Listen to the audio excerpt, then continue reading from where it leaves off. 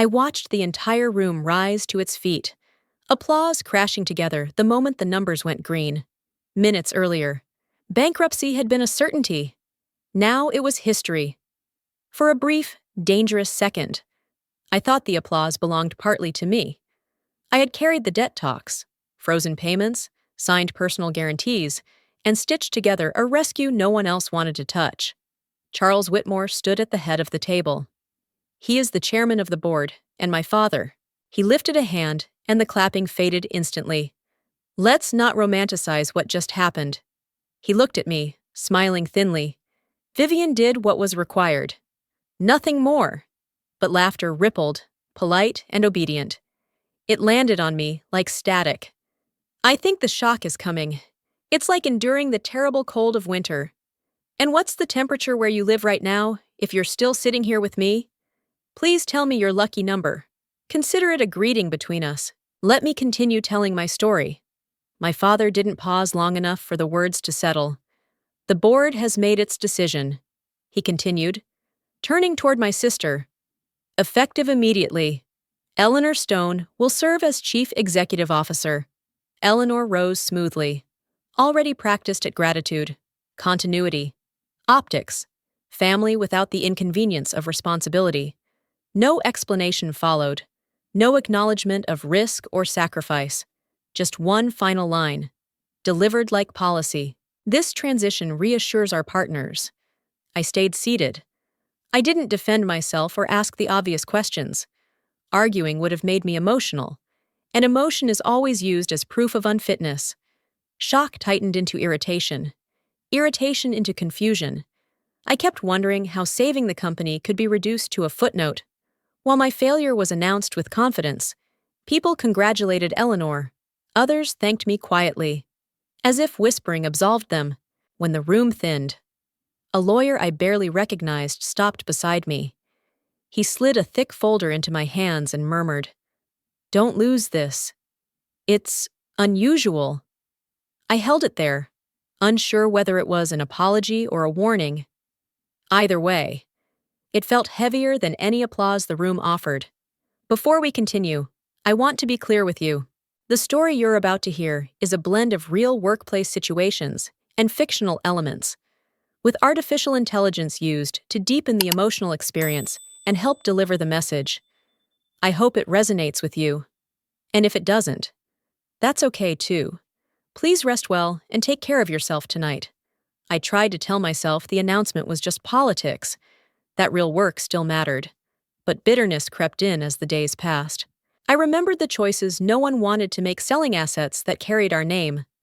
Calling creditors at dawn, offering terms that bruised my pride. I signed personal guarantees with a steady hand, knowing one mistake would follow me home. Those decisions kept the company alive, even if no one wanted to remember them now. Eleanor stepped into the role as if it were a stage. Her speeches were polished and empty, heavy on vision and light on math. She talked about culture while cash barely moved, meetings filled with slogans, not solutions. I was invited only as an advisor, a title without authority. Seated near the wall like a relic from a past crisis everyone wished to forget. She smiled whenever she addressed me. The kind of smile meant for photographs. "You've done enough. Let me handle the vision," she said once, softly, so others would hear respect instead of dismissal. Each time, I swallowed the response burning my throat. Pushing back would have made me the problem. The exclusion tightened. Decisions were finalized before I entered the room. My work was praised publicly and ignored privately. Resentment settled into something colder, sharper. Then, late one evening, I reviewed the rescue documents again, line by line, name by name. The realization landed but cut deep emergency loans, guarantees, bridges that saved us carried my name alone. I stopped reacting and started reading. That shift felt colder, steadier, and necessary. Late nights replaced meetings, and I spread the documents across my desk like evidence. Not memories. Every signature carried weight, including mine. I traced the structure I had built under pressure, line after line, without emotion. The loans were layered, not simple cash infusions. Priority tranches sat above equity, shielded from collapse. Bridge financing rolled into senior obligations. The convertible notes were precise, almost elegant, with triggers tied to liquidity thresholds and governance failures. None of it was hidden, it was simply ignored. When the board approved the rescue, no one asked for explanations. They wanted survival, not understanding. I remembered the meeting clearly. Questions stopped once bankruptcy was off the table. My father nodded, relieved. Directors signed without reading past the summaries. Everyone assumed control would return to whoever held the title. I let them believe that. It made the work easier, as I read. Clarity replaced resentment. I hadn't lost authority. I had converted it. What looked like sacrifice was leverage, delayed and quiet. The company lived because I had designed it to live, and because I had protected myself in the process. I reviewed the timelines again, matching obligations to contingencies, watching how responsibility flowed when confidence failed. Every safeguard pointed inward, back to me, like a system quietly waiting for stress. The realization wasn't thrilling, it was sobering, almost mathematical, and it settled my breathing. I called the firm's counsel, not to argue, but to confirm. He listened, then paused longer than usual. "You understand what this means?" "Right," he asked. I said I did, but wanted it said out loud. Papers rustled, a chair shifted. "If anything goes wrong," he said carefully, "you're first in line, before shareholders, before the board." I thanked him and ended the call. The room felt still, not empty. For the first time since the applause, I understood the shape of what I held. Power hadn't disappeared. It had changed form, waiting for the moment no one else wanted to imagine. I watched Eleanor work hard to look decisive. She announced a new strategy within weeks, expanding into markets we had avoided for years. Risk was rebranded as courage. Slides filled the screen, numbers rounded upward. Assumptions softened. Applause followed again, thinner but obedient. I warned her privately. I pointed to liquidity limits, covenant pressure, timing. She smiled. Patient, indulgent. "We can't lead by fear," she said. In meetings, my cautions were summarized as hesitation. Outside the room, decisions moved faster, louder, less precise. Charles made his position clear. When I raised concerns, he leaned back and folded his hands. "Leadership requires confidence," he said, looking at Eleanor. "Not me." The message was clean. Doubt was disloyalty. Prudence was weakness. The new expansion burned cash immediately. Marketing contracts hit before revenue arrived. Hiring surged ahead of forecasts. I watched the balances tighten, then strain. Reports grew vague. Questions were redirected. Eleanor spoke of momentum while the numbers quietly argued back. Tension settled into every meeting. Eleanor pushed harder, announcing timelines she couldn't fund. I stayed calm, documenting everything, speaking only when asked. Silence, I learned, made people uncomfortable enough to keep talking. They filled the gaps with assumptions I didn't correct.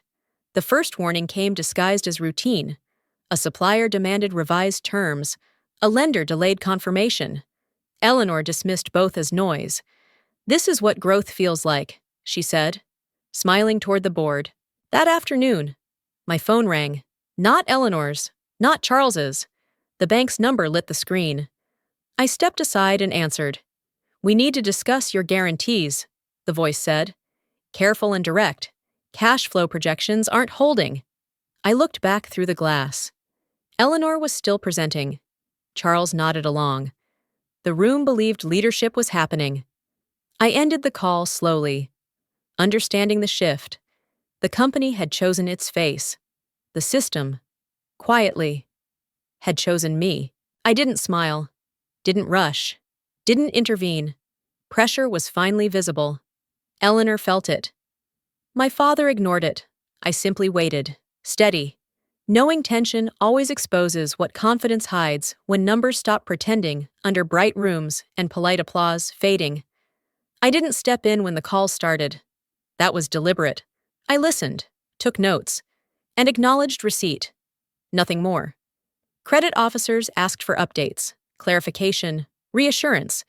I provided facts, not opinions. I never offered direction, and I never spoke for the company. I simply confirmed what the documents already said. It didn't take long for Eleanor to notice the silence around her. Meetings with lenders happened without her name on the calendar. Follow-ups went to my inbox, not hers. She asked assistants why decisions were being delayed, why confirmations stalled. The answers were vague, technical, polite. They're reviewing terms. Someone said, "Control began slipping, not loudly, but steadily." She confronted me in the hallway, voice low, smile tight. "Why are they calling you?" she asked. I shrugged. "They always have," I said. Truthfully, the system didn't recognize titles. It recognized obligations. I stayed quiet and let the structure work. Every agreement had a process. Every process had a priority. The company was operating exactly as designed, even if leadership felt excluded. I didn't correct anyone's assumptions. I didn't defend myself. Silence kept my hands clean and my position intact. Eleanor started reading. That was the first real sign of panic. She closed her office door, canceled meetings, asked legal for copies of documents she had approved without questions. The confidence she practiced in public cracked in private. Control is easiest to lose when you realize you never held it. Late one night, she called me. No edge this time, just urgency. "Why does this clause exist?" she asked. Reading aloud from the page, I waited before answering. "Because the lenders demanded protection," I said. That wasn't the whole truth. She kept reading. Slower now. The provision was clear enough once you reached it. Debt could become equity. Priority could become ownership. I heard her breathing change through the line, for the first time. She understood what had been built beneath her feet. It wasn't a threat or a promise, just quiet math finally surfacing. And I knew control no longer needed my voice to make itself unmistakably clear now.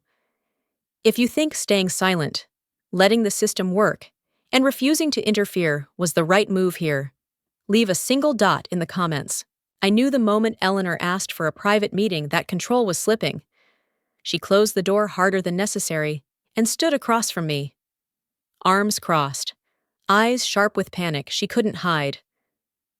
"You planned this," she said, not accusing so much as pleading for denial. I didn't raise my voice. I didn't even stand. "I planned for survival," I replied. The words sounded dull, almost boring, which only unsettled her more. Panic hates calm. It has nothing to argue with. The board felt it too. Meetings grew tense, shorter, fractured. Directors stopped agreeing in unison and started asking questions they should have asked months earlier. Cash flow forecasts were challenged. Expansion timelines were pushed back. Charles tried to steady the room, but his authority weakened each time numbers contradicted optimism. He spoke louder, interrupted more often, and lost the room anyway. Eleanor pushed back publicly. She blamed market conditions, supplier delays, anything external, privately. She demanded loyalty. She reminded everyone she was CEO. The title sounded thinner each time she used it. Confidence, when forced, reads like fear. I stayed factual. I referenced documents, covenants, timelines, no emotion, no blame. That restraint made me dangerous in ways panic never anticipates.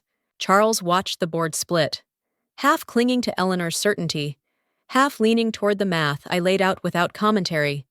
The fracture widened when the call came in. Not dramatic, not loud. A formal notice, circulated quietly. Precise in language and devastating in effect. A major creditor had exercised its right to convert debt into equity, citing missed projections and deteriorating liquidity. The room froze.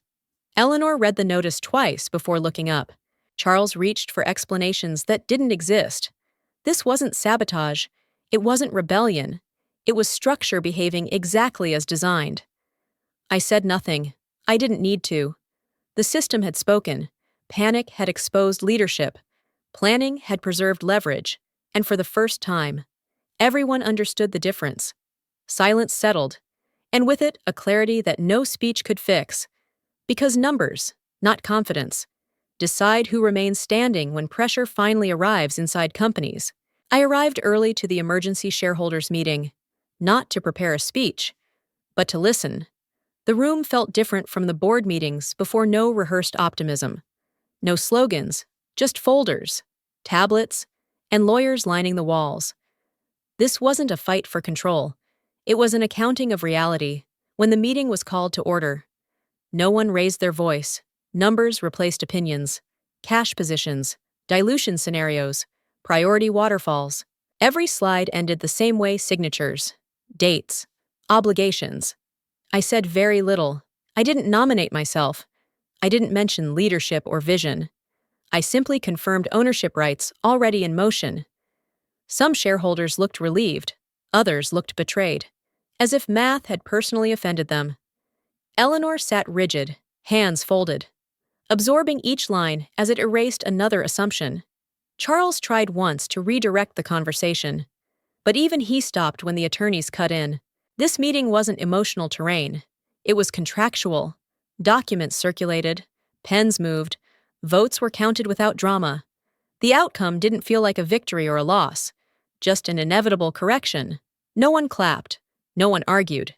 The system settled where it was designed to settle. When counsel finally spoke, the room leaned forward.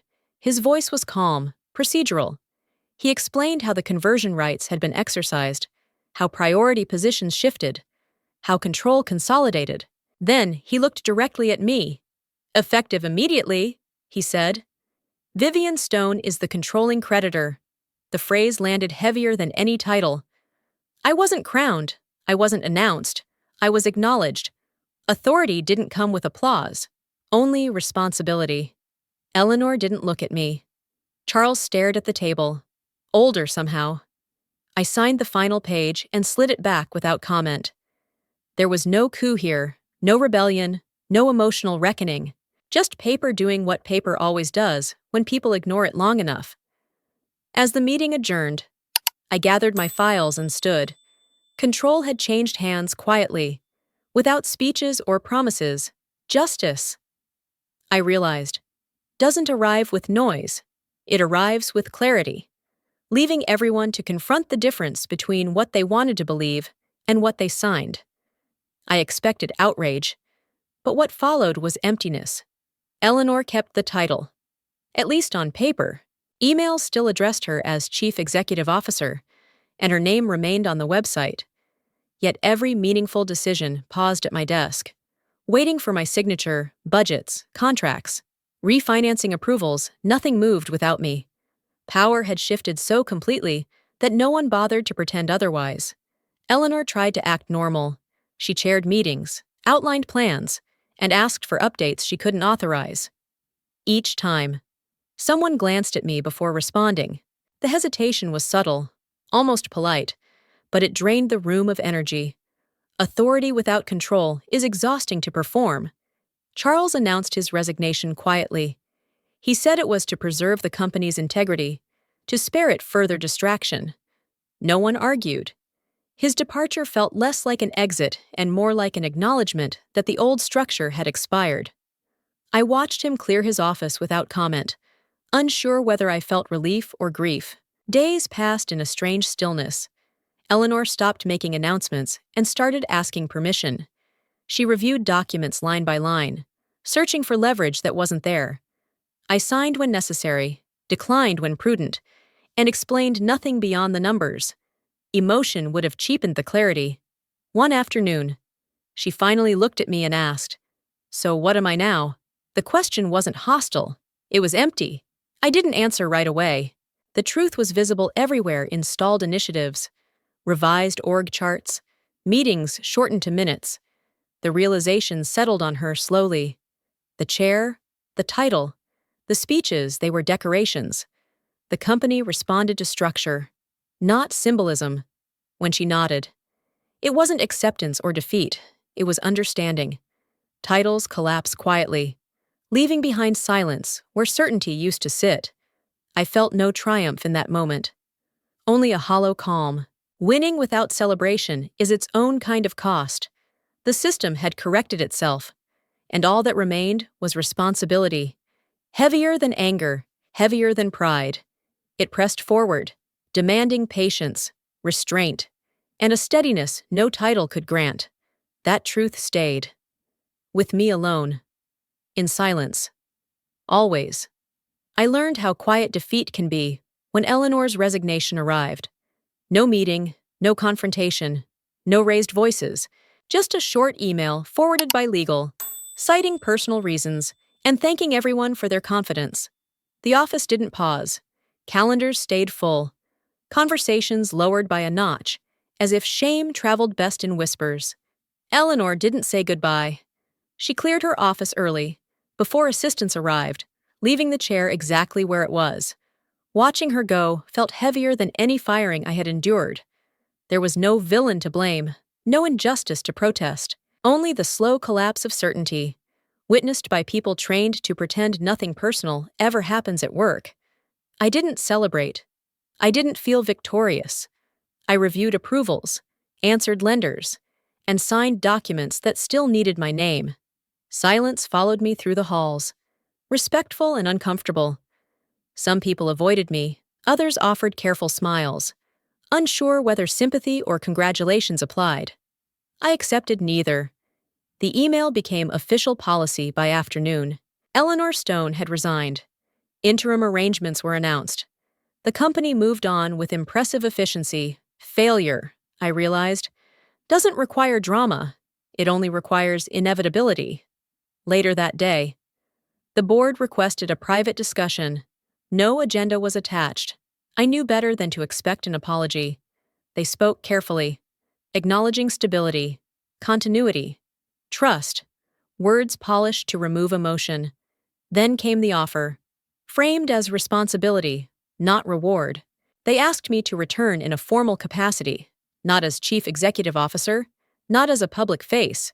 They wanted oversight, stewardship, permanence, control without ceremony.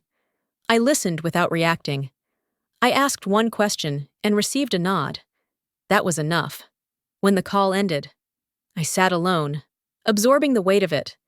Eleanor had lost everything quietly. I had gained nothing visible. And yet, the outcome was final. That contrast stayed with me. A reminder that dignity disappears faster than authority, and that the deepest shame comes not from losing power, but from realizing how little of it was ever real to begin. I never wanted the chair. And once the room was quiet enough, that truth felt liberating. When the board offered me the CEO position, I declined without hesitation.